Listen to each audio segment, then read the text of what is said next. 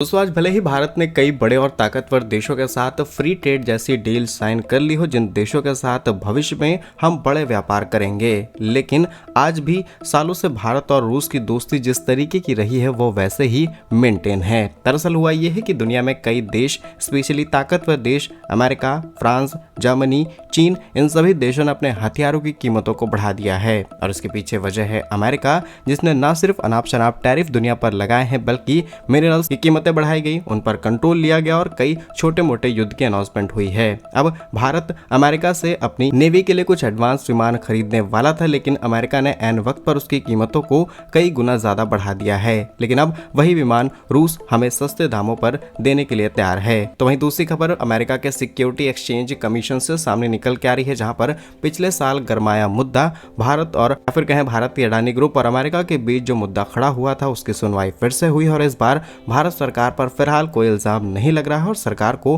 Bypass करने की तैयारी की जा रही है, लेकिन कंपनी पर अभी भी तमाम तरीके के सवाल किए जा रहे हैं। तो जानते हैं आज के इस वीडियो में दोनों ही इंपॉर्टेंट अपडेट डिटेल्स में। यदि आपको हमारा काम पसंद आए, वीडियो को लाइक, चैनल को सब्सक्राइब जरूर कीजिएगा, क्योंकि आपका ये छोटा सा काम आप तक ये जरूरी और सही खबरें लाने में हमारी बड़ी मदद करता है। तो बड़ी खबर यह है कि भारतीय नौसेना अपनी एम्फीबियस यानी कि जल और थल के बेड़े की कमी को पूरा करने के लिए कुछ विमानों की रिक्वायरमेंट के साथ आगे बढ़ रही थी, लेकिन इसके लिए हम कई देशों के साथ बातचीत कर रहे थे। और अब रिपोर्ट्स ये हैं कि रूस ने भारत को अपने मल्टी रोल ब्रीव BE-200 अल्टेयर विमान लीज यानी कि किराए पर देने का ऑफिशियल प्रपोजल भारत के सामने रख दिया है। अब आपके मन में सवाल आ सकता है कि भारत आखिर किराए पर ये विमान क्यों लेना चाहता है। दरअसल बात यह है कि भारत विमान किराए पर इसीलिए लेना चाहता है क्योंकि ऐसे विमानों को हमने देश के अंदर बनाना शुरू कर दिया है। कई फेज R&D पर हैं, कई प्रोडक्शन यूनिट तक जा चुके हैं, लेकिन आने वाले समय में चीजें काफी लेट हो सकती हैं और भारत के विमानों को रोल आउट करने में हमें 5 से 7 सालों का समय लग सकता है। ऐसे में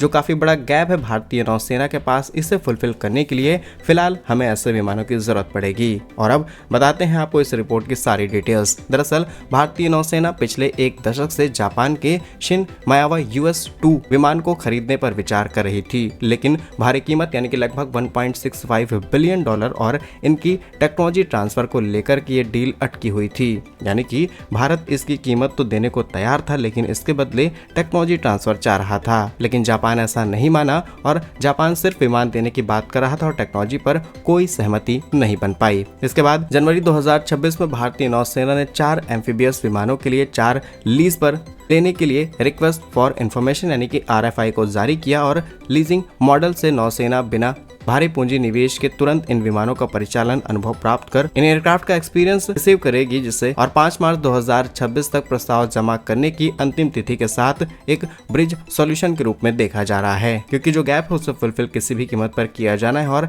नए विमान खरीदना ये शायद इतनी भी बड़ी रिक्वायरमेंट नहीं है। अब आपको बताते हैं कि BE-200 अल्टेयर की टेक्निकल डिटेल्स, जहां रूस का BE-200 विमान दुनिया का एकमात्र ऐसा जेट पावर एम्फीबियस विमान है जो कि अन्य प्रोपेलर विमानों की तुलना में बहुत तेज बनता है। अधिकतम रफ्तार 700 किलोमीटर प्रति घंटे है और इसका एक इंजन ही इसके लिए काफी है। उड़ान रेंज 3300 से लेकर के 3500 किलोमीटर है और पेलोड कैपेसिटी 12 टन पानी या फिर कहें 7.5 टन कार्गो और लगभग 72 यात्री एक साथ ले जा सकता है। उड़ान और लैंडिंग कैपेसिटी 1.2 मीटर की समुद्री लहरों में आसानी से सक्षम है और इस तरीके के विमानों का इस्तेमाल समुद्री गश्त, खोज बचाव और अग्निशमन जैसी स्थितियों में किया जाता है। भारतीय नौसेना के लिए विमान केवल एक जहाज नहीं बल्कि एक फोर्स मल्टीप्लायर की तरह काम करेगा। अंडमान निकोबार, लक्षद्वीप जैसे दूरस्थ द्वीपों के अंदर सैनिकों को तेजी से पहुंचाना, ये विमान बिना किसी हवाई पट्टे के सीधी आसानी से लैंडिंग कर सकता है। हिंद महासागर में बढ़ती चीनी गतिविधियों के बीच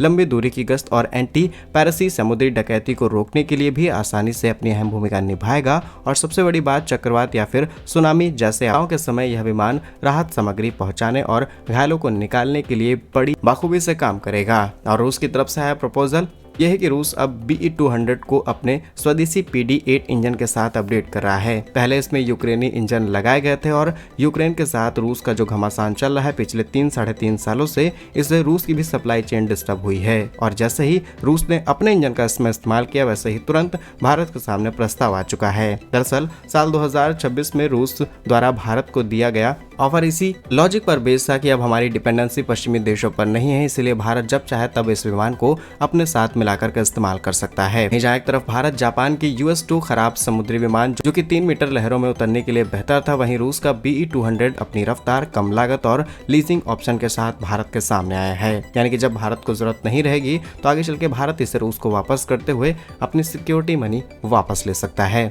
तो रूस की तरफ से आया प्रस्ताव आपके हिसाब से सही है या फिर नहीं, भारत को इसे एक्सेप्ट करना चाहिए या फिर नहीं, कमेंट्स में अपनी राय जरूर लिखिएगा। नेक्स्ट इंपॉर्टेंट अपडेट अमेरिका और भारत के अडानी ग्रुप के बीच चल रहे घमासान से है, जहां पर अमेरिका की संस्था जिसे सिक्योरिटीज एंड एक्सचेंज कमीशन के नाम से जाना जाता है, उनके बीच कानूनी लड़ाई ने अब एक नया और गंभीर मोड़ ले लिया है। दरअसल ताज़ा रिपोर्ट्स के अनुसार सिक्योरिटी एक्सचेंज कमीशन ने अब न्यूयॉर्क की एक फेडरल कोर्ट में अनुमति मांगी है कि वह भारत सरकार को बाईपास कर सीधे गौतम अडानी और उनके भतीजे सागर अडानी को समन भेज सके। अमेरिका के SEC पिछले 14 महीनों के अंतराल में अंतर्राष्ट्रीय संधियों के तहत अडानी को कानूनी दस्तावेज भेजने की कोशिश कर रहा है, लेकिन भारत सरकार के वित्त मंत्रालय के लॉ मिनिस्ट्री ने इसमें कई बाधाएं खड़ी कर दी है। अब ये चीजें हम अपनी तरफ से नहीं बल्कि जो रिपोर्ट्स में और जो अमेरिका की तरफ से बातें कही गई हैं वो आपको बता रहे हैं। भारतीय मंत्रालय ने मई 2025 और दिसंबर 2025 में SEC का अनुरोध को पूरी तरीके से ठुकरा दिया। भारत सरकार ने प्रतिक्रियात्मक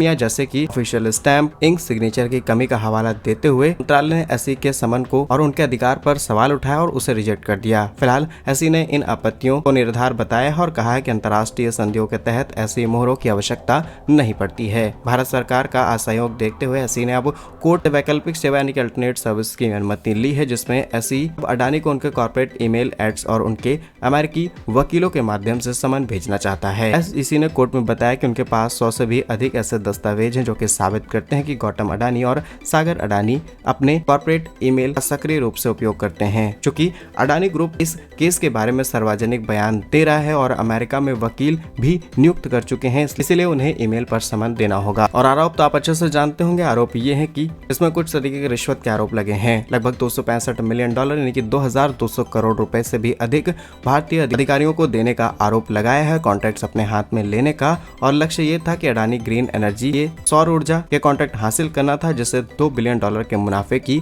उम्मीद थी। अडानी ने अपने अमेरिकी निवेशकों से $3 बिलियन जुटाते हुए समय अपनी एंटी करप्शन नीतियों के बारे में झूठ बोला और समन इस खबर के बाद अडानी ग्रुप के शेयरों में गिरावट देखी गई, जिससे लगभग $12.5 बिलियन की वेल्थ पूरी तरीके से गायब हो चुकी है। अब देखते हैं कि भारत सरकार इस चीज पर क्या एक्शन लेती है। फिलहाल अब ये सरकार को सीधे बाईपास कर चुके हैं, सीधे अडानी से कॉन्ट्रैक्ट किया जाएगा, तो मे भी सरकार इसमें इन्वॉल्व होगी या फिर नहीं। फिलहाल इस खबर के सार्वजनिक होते ही अडानी एंटरप्राइजेस के शेयर लगभग 11% तक गिर गए, जबकि अडानी ग्रीन शेयरों में 14% से भी अधिक की गिरावट आई है। ग्रुप ने इन सभी आरोपों को निराधार बताया है। उनका कहना है कि वे भारतीय अंतर्राष्ट्रीय कानूनों को पूरी तरीके से पालन करते हैं और इस मामले में सभी कानूनों के विकल्प को उपयोग किया जाएगा। और रिसेंट आई रिपोर्ट्स के अनुसार अडानी के अमेरिकी वकीलों ने कोर्ट में पहली फाइलिंग करते हुए संकेत दिया है कि वे समन स्वीकार करने की प्रक्रिया पर बातचीत करने के लिए तैयार हैं। बाकी क्या कुछ सोचते हैं आप दोनों ही रिपोर्ट्स पर कमेंट्स अपनी राय जरूर लिखिएगा। भारत कैसे ही वीडियोस पाने के लिए वीडियो को लाइक, चैनल को सब्सक्राइब जरूर कीजिए। वंदे मातरम, भारत माता की जय।